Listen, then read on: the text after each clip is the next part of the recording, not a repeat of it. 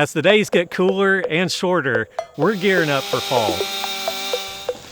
But first, let's give God some glory for what He did this summer.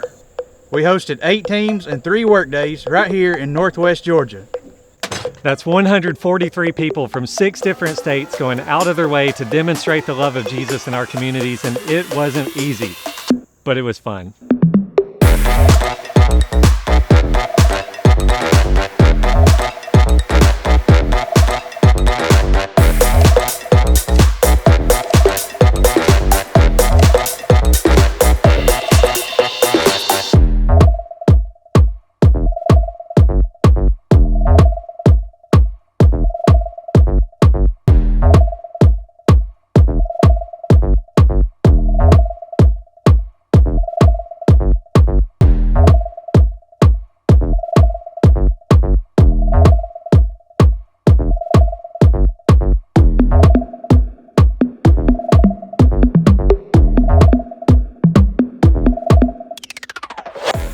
Thanks to everyone who served this summer. If you want to volunteer in the future, please go to rebuildinghopeministries.org.